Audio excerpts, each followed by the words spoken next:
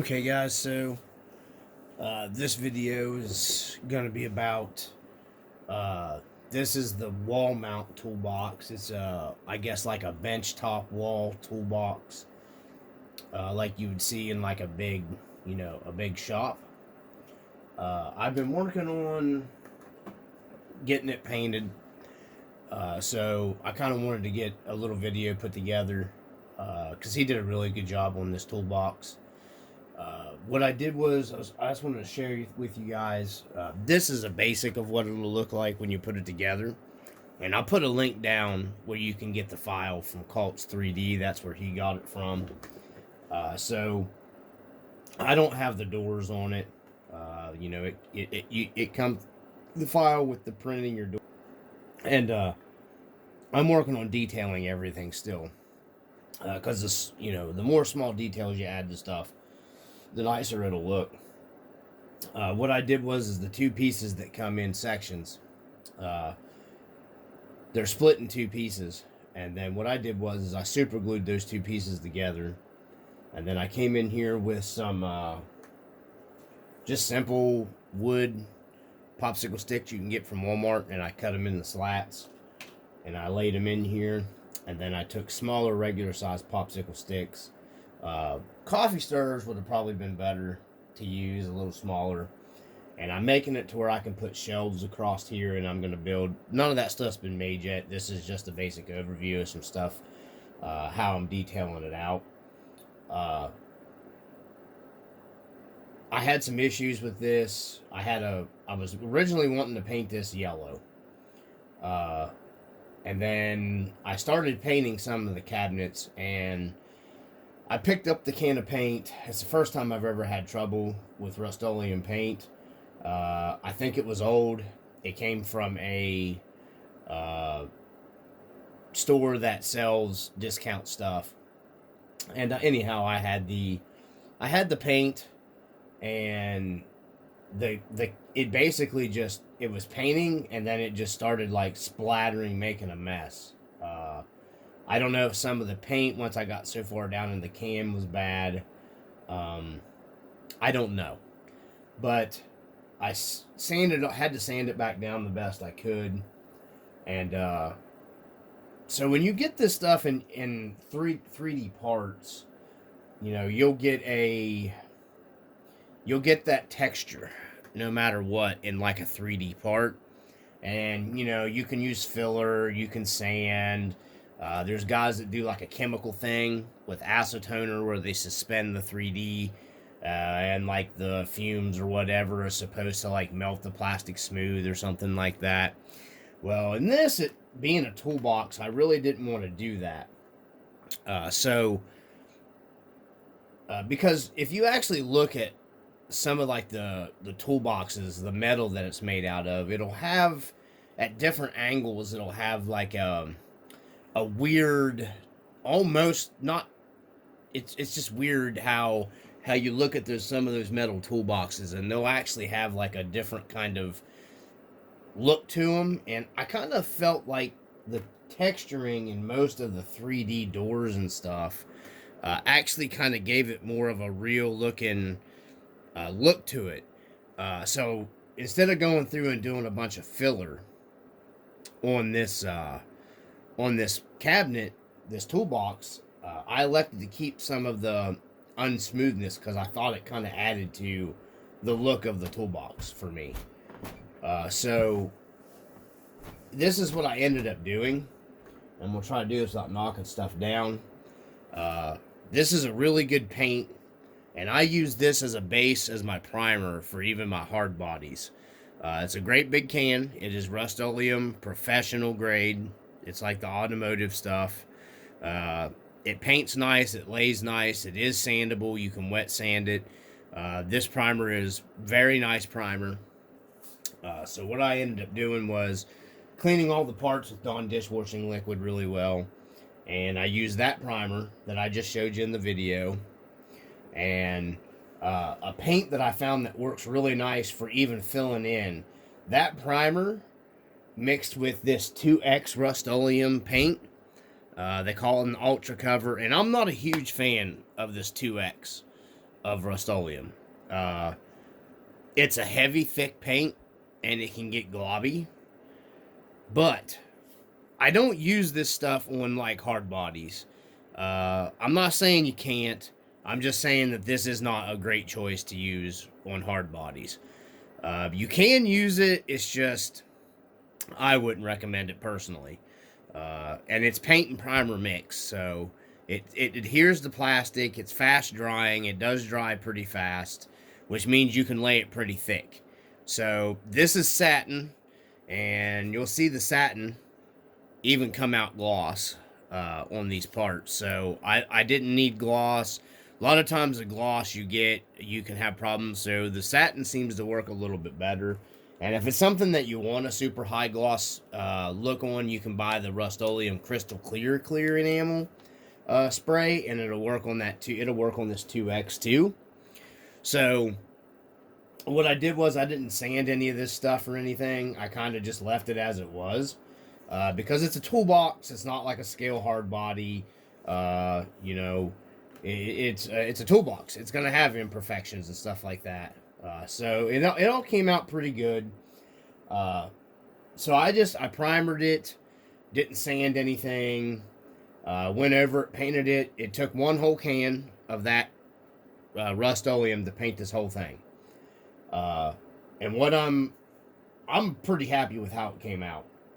So that's how I painted this, and it seemed to work really well. And that style paint really helps to go in to fill in a lot of some of your, slight imperfections that you'll get into your 3D printed stuff. The doors came out very well. They're covered in dust and stuff from sitting now, but the doors came out pretty well. I could have really taken my time and sanded this even more and got it to look even better, or use some filler on it. Wood filler works pretty good on 3D printing. I just didn't want to put a ton of time into putting filler and sanding and then blah blah blah. I wasn't going to do that for a toolbox because it's in the garage. It's a prop item. This toolbox is nice because it has opening doors. The drawers pull open on it. And I just kind of got it sitting together here right now, just kind of everything gently laid. But that's the gist of what you're going to get. But you're going to get swinging outdoors on all these cabinets. These drawers do go in and out. I still have to print the tool inserts that go in a couple of these drawers that he made for me. So, I just wanted to kind of share that here on the channel and the way of going about painting this that worked pretty well for me. I know a lot of people don't like Rust-Oleum paint. There is some Rust-Oleum paint that works actually very well for hard bodies. We're going to be maybe doing the paint video. It depends on what I get feedback on my other video when I paint the HG build. And we're going to be using some paint that's really budget friendly that actually works super well. And the clear coat primer, because I use the same primer on the hard bodies. This primer, same thing I use on my other trucks, on that WPL Suzuki Samurai build. So if you're looking for a cheap paint, because I think this comes in around $7 for the can of the 2X Rust-Oleum, and it's like $6-7 for the primer. So you're going to have $15-16 in paint, which isn't bad to paint this whole thing, because this is a big toolbox. And I've got these. You'll see these laying up here. These are just wood slats that I'm making, because I think what I'm going to do is, I'm not real sure yet. I kind of want to make a wood top to go on this, because if you look some toolboxes, Harbor Freight and some of your other, my brother had a Snap-on. It had like the wood flat top on it that were in sections, something like this. And I was going to make these and then kind of stain them the same color to match that background. And mount my bench grinder, put an electrical plug-in in these. Since it is a big shop benchtop toolbox, I thought it made sense to have like my bench grinder maybe mounted to it. Because this toolbox in the shop would be utilized. It's a bench top. So you would bench top it so you would have stuff on it. So it makes sense you might have a grinder, like a... an actual bench grinder sitting on it, benchtop toolbox bench grinder. You know, and I've got one already wired. I'm going to paint up in detail and put an electrical plug in the middle. Maybe some different odds and ends plug into that. Just scale it up a little bit. You know, and I kind of want to use this because I don't want to glue anything directly down. And this stuff I can actually put down and not damage the toolbox. And if I want to pull it back up later, I can pull it back up. Because I have some really super uber good thin double-sided tape that you can use to put that down with. It'll look real good, and then you can actually roll that back up without damaging the surface. It's pretty neat stuff.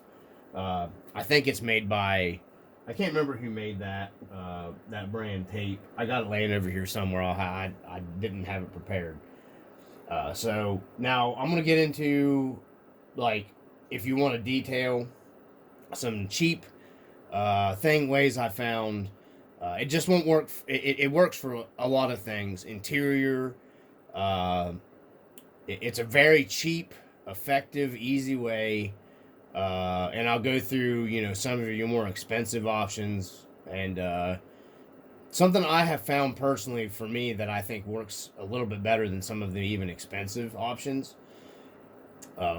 So a lot of people use these. Now this is a Tamiya, whatever. It's a paint marker. It's an actual paint marker. These are pretty expensive. This one is well, it's not really chrome. You know, there's what the color of it basically is. It's not chrome. It's like a brushed silver.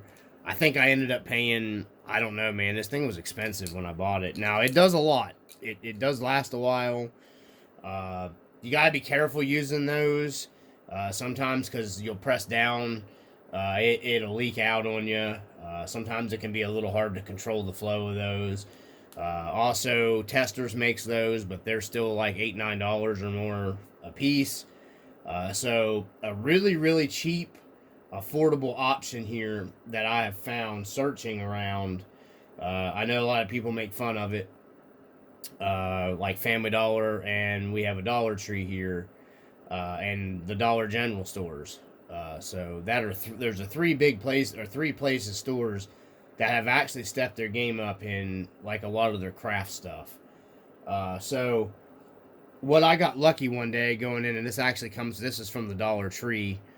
This is what they call their metallic brushed marker.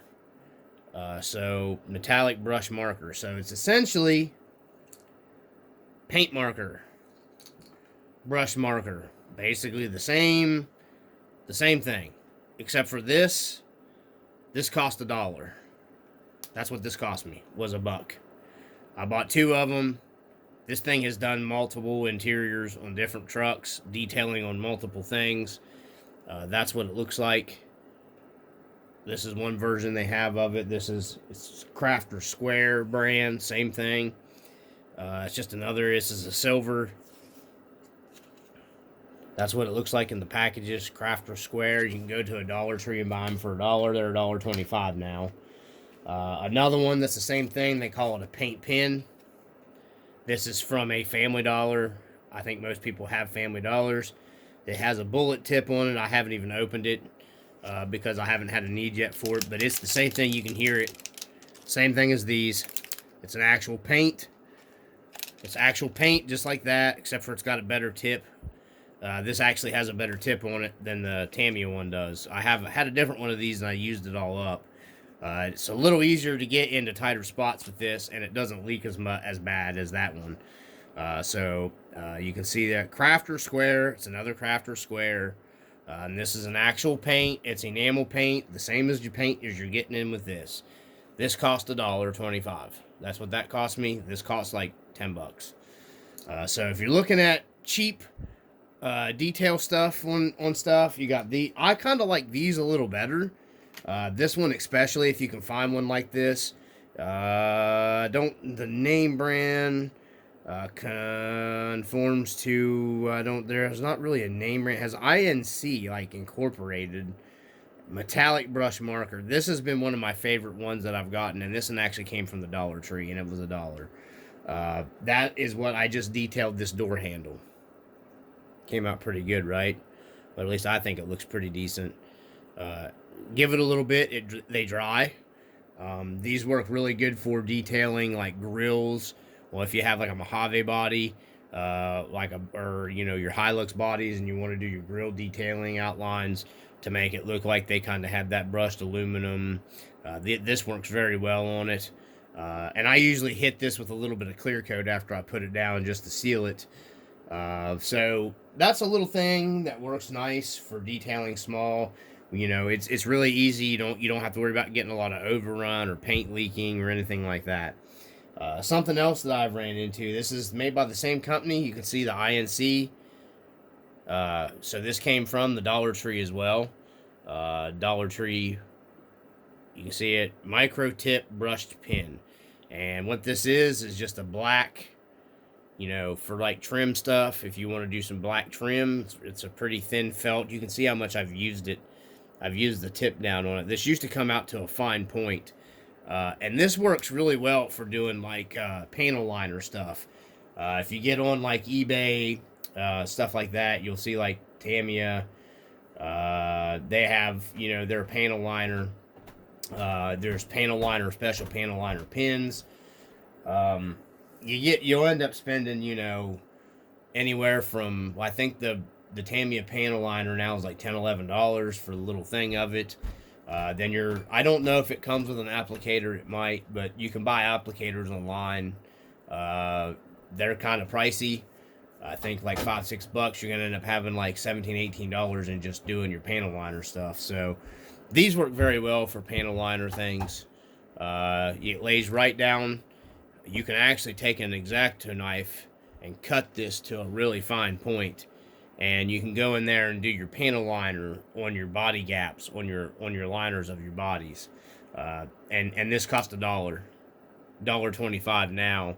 I think I bought 3 of these, and I've still never used the first one. I've actually wore the tip out, and it still was putting out, nice black trim stuff. So, that's something that is cheap. You can use to detail stuff like this.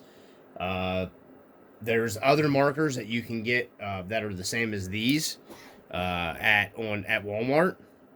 I think they're like $3 or $4. I think I was paying like $2.89, and it's just the same thing. It's just shake markers, paint markers. I have them over here. I have like black, white, red, blue. They come in a bunch of different colors. You can get them with like super thin tips. I don't really like the Sharpie brand ones because the Sharpie ones tend to leak out and you'll get drips on stuff. These cheaper ones seem to work the best for me. And they're only $1.25. So I just kind of wanted to put this little video together. Like I said, I'm going to be doing, I think, the wood top for the bench top on this. I got to cut a couple other pieces and put this together and figure out what I'm going to do here, configure it all. Putting it down. Once I get everything configured, I'm going to go over I think I'm just going to go ahead and do one long video, because you have to make your own hinges. This is drilled, but it's 3D printed, and coming up with your, for your pin in pieces here for your hinges on your box, you're going to have to come up with something. And I've got 3 or 4 different ideas. Toothpicks will work in these holes and the holes in the box. You can put toothpicks through it. I wasn't a huge fan of the toothpicks because I know toothpicks, if you're actually opening this up, putting stuff in it, which I probably will be, I'm afraid like the toothpicks would break. I looked for some plastic toothpicks, and I couldn't find them. I used to have some plastic toothpicks. I thought the plastic toothpicks would probably work better.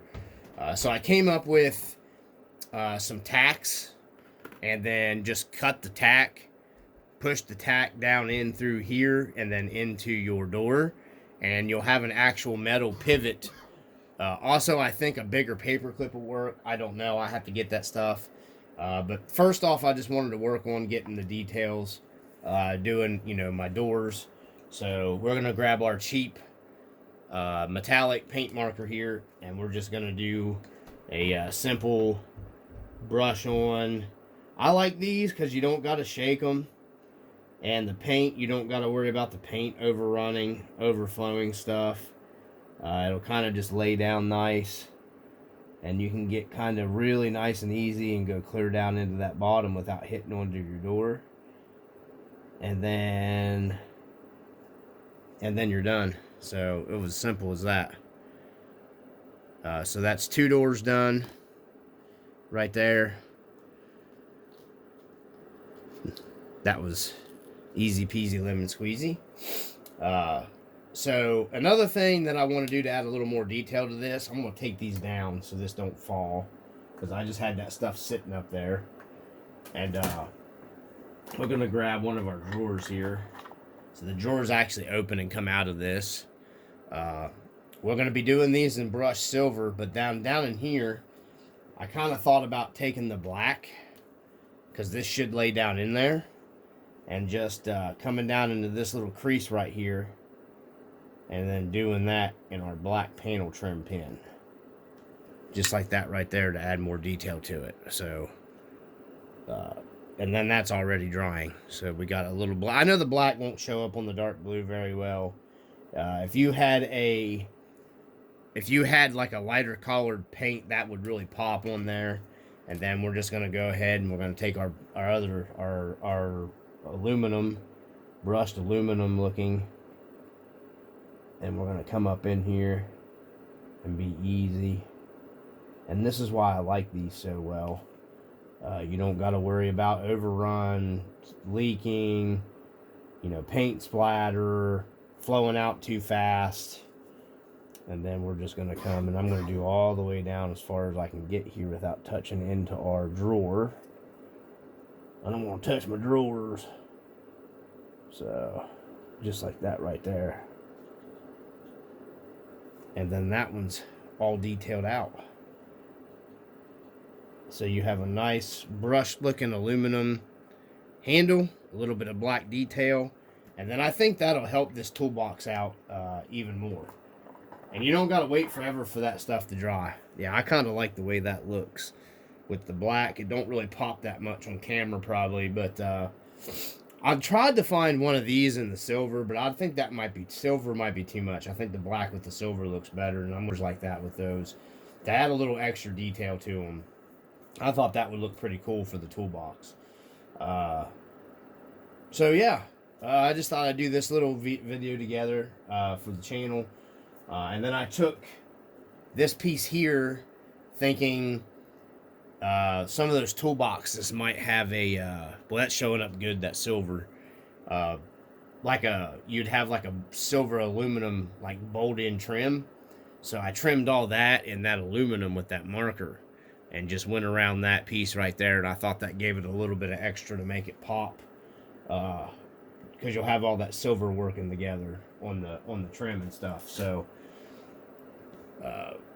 we're gonna go ahead and I'm gonna go ahead and do all the drawers. I'm not gonna do it on camera, and then we'll come back and figure out what I'm gonna do to install to put the actual hinge doors on our toolbox, because I want to figure out and share what I find that seems like it works the best. That way, if anybody prints one of these and makes these toolboxes, I haven't seen a tutorial on YouTube for it, so I thought, well, it'll give an idea to people. I don't know if I'm going to end up using this end on this or not. It was kind of like a spare cabinet, I think, that he printed, because how I had it set up a little bit ago is basically how the wall toolbox goes. So, yeah, I'm just going to get to detailing this stuff, and then we'll get to mounting some doors and stuff on. Okay, so I figured out the best way to mount the doors on the cabinet and make them hinge. So we got, there's the hinge door. Easiest way I figured out how to do this, they're nice and smooth opening, is just these bigger style thumbtacks with the clear backs on them.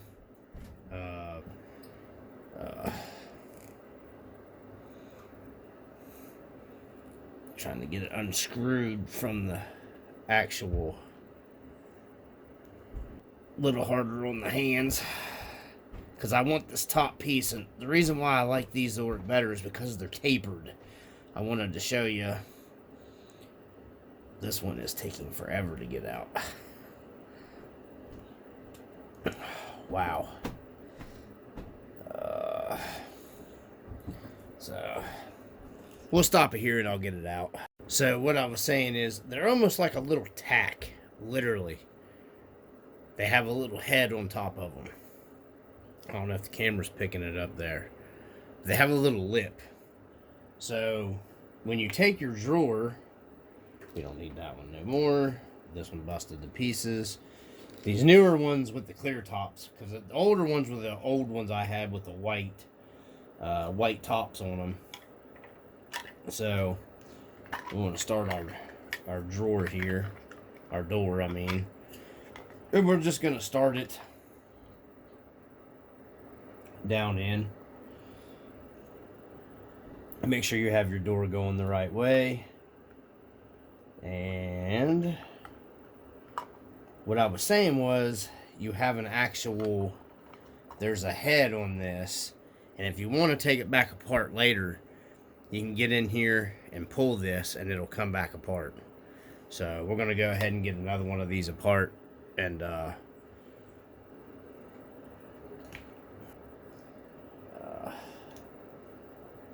it may end up, you know, it's why you want to keep it choked up close to the top. That one busted that off. And now I think we can, I bent it a hair, so we're going to have to straighten it up a little bit. And there's probably a little tack nail that you could use. I tried carpet tacks, they were too big.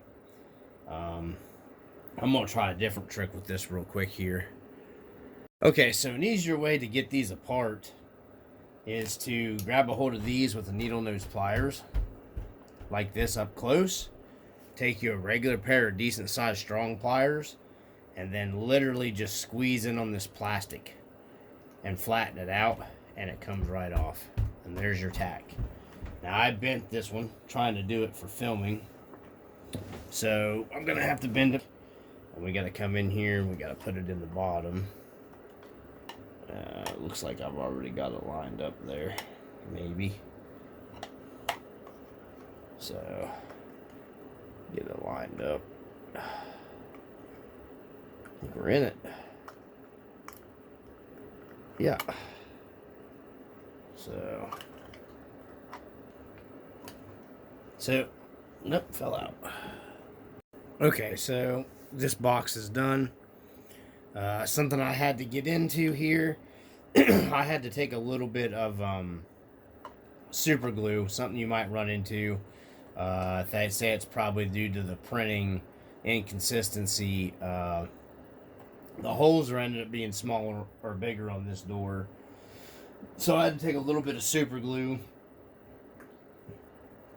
and just dab it on the hinge, the tack that I made. You know, down inside of here, and let it sit for a little bit. I did that with the top and the bottom, and then over here I noticed this side fit tighter than this one did, so it must be like the inconsistency of some of the print. So I took and made a latch right here, or a stop, and then just painted it black for the door hinge. I was actually thinking about going in here with some magnets anyways, but then these would be super hard to get open, so I decided not to do that. So that's one of the top boxes it's assembled. So let that one sit up here and dry, and then that's basically all I did. We got to put this one together. I'm going to test fit these to see how the doors are going to fit in this one. So we're just going to take a look. We're going to grab one of these with the tops on it. And what I'm doing to test fit them here is I'm just going to start this down inside the hole here. And then I'm going to try to get it lined up. Get that one in. finding the hole.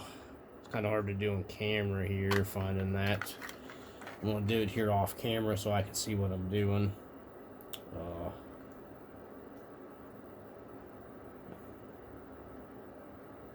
Okay, I'm in that one. So, and then this one. So, you'll get the gist of it there. And then you'll have, you know, I'll have to cut these off. And then, you know, put a little glue. This side of the box doesn't need, for some reason, doesn't need the extra stopper added. So I'm going to go ahead and see now if I need to add the extra stopper on this side. Hopefully, maybe I don't. But I'm guessing that it's just how the print file probably came out. You know, might need a little perfecting. But it looks like it's going to need it too. I can already tell it's going to need it. So it fell down in. So we know this side. Let's take the door off that. Because there's no difference as I measured the door lengths. It's just where the printer put the pivot hole, the holes for the, is the problem. So we got that one. I'm trying to, I wish I could do it here on camera for you guys. But, so if I can find where the mount hole is in the door there, for that, it might be farther back. There we go. So it's going to be the same way. It's going to have, see what I'm saying? It pushes past it. It's going to have the stopper as well. Yeah. So it goes past the lip. This edge needs to be a little bit wider. I'd say it probably has to do with the print file. So, yeah, I'll just do what I did with the other one and just make my own stopper, which is no big deal. You get that with 3D printed stuff or anything in general, customizing it to make it work. But these work very well. I actually like these better than the older ones I used on these. You can see the difference. This has like a nail head on it, which is nice. These just kind of go in. They do hide well, but I like these because they give it an actual, like, you have a metal hinge there. So that came out pretty nice, I think. Everything opens easy. You got your doors for storage. Everything goes back closed really easy. Everything's flush mounted really nice down. Looks good. I like it. So I'm just going to continue on building, and we're going to be doing the same thing using these doors on the actual cabinets as I did with these doors. That's how I figured out how to do it. So you're just going to have to do a little bit of, you know, pulling these apart, unless you can find a paper clip will work too, excuse me. A paper clip will work going down in there. Paper clip will look a lot more like this does going down in it than what you have here with this hinge piece. But I kind of like the top because it just looks like you have an actual roll pin going in your door. So there's both styles though. This is gonna stay. I'm not gonna mess with the paper clip stuff. All right, but, so that's what we got, guys. I don't have every little detail done up on this, but I figured I'd just go ahead and conclude this video. We went ahead and made the bench top, the wood bench top. I'm going to mount my bench vise over here. I've got my scale bench grinder here. I'm going to put me an electrical plug-in somewhere down here in the middle. I still got to do the shelves across it. I haven't done those yet. But you get the gist of it. This is how it came out. Some problems I ran into putting this together that you might run into as well. As I was going over what I used to put as soon as I find the nail heads, oh, here they are. I ended up having to go to a little bigger, little finishing type nail in some of the doors, because just the way I guess it was printed is what I'm thinking. The print was different for, I guess, the size of the hole, or it's just how it printed. As you're printing this, you might want to keep that in mind to have some different size, whatever to make your, your hinges with. This one, I ended up going with these, which actually worked a little better because it kept the doors a little stiffer. They even got a little squeak to them, like an actual cabinet. And then these are, that way they don't flop open as easy on you. And then, like I said, I had to go in here and make the stops for the doors. So I ended up using these on some of the doors to make up the difference. Everything else went together really nice. Everything works like it should. Everything opens. It actually is pretty nicely finished. That one's harder to get because you got the cabinet over there, but it opens as well. Just like that. These close very nicely. The ones that fit proper, the ones I had to make stops on, they stay closed, but they're not quite as good as a fitment as the two end ones are. But he did a really good job printing this. I don't know a whole lot about 3D printing stuff, but to me, he did a good job of printing it. It was very little work, coming up with the mounting stuff, putting it together. So, in my opinion, I think he did a great job printing it. He printed me some shelves to go with it, but I chose not to use those shelves. I'm going to make wooden shelves with little, pieces on it, and just to set some stuff on, to have it sitting in the background. I even thought about taking and making my own pegboard. Because like our old garage up at on the farm, it's got the old style pegboard with the metal, and you can hang stuff on it. And I thought about making my own with that. I don't know what I'm going to do with that yet. And just hang some tools up and stuff like that. I'm not real sure. I've just kind of got it together and figured I'd do the, end video on it. This is the kit. Value pack. You can go to like Family Dollar or a Dollar General, just wherever. Walmart. They have these wall hanging kits. That's what I took these out of, the little nails. They're just a wall hanging kit that comes with different stuff, comes with different size of these, and it only costs like $3 or $4. So I had a couple of these kits here that I had got from an auction from a friend that does auctions online, and they've been sitting down here forever. I ended up buying them really cheap. I think if you buy them from the Family Dollar or Dollar General, it'll probably cost you around, I'm pretty sure they probably cost you around like, $3 to $4, maybe $5. I don't know what size nails these are to tell you what to get because they came in that kit. Maybe some kind of finishing nail. I don't know. But yeah, that's where we're at. I just thought I'd do this little ending here and finish up so you guys can see what it looks like. And I just kind of want to put some shelves across it and put some boxes with like some car parts and stuff like that on it. And, thought it looked pretty cool. Just use some cheap Family Dollar wood stain on the wood, and then wiped it off because I didn't want it to look too old and beat up or anything. I kind of wanted to make it look like a newer toolbox here in the garage. And as it sits in here and gets dust and stuff on it, maybe I'll start, making it look like a beat up toolbox and stuff like that. I got some ideas to do that with it too, but I'm not doing a whole lot more with it until after I get the garage rebuilt, because I'm going to be rebuilding my entire garage.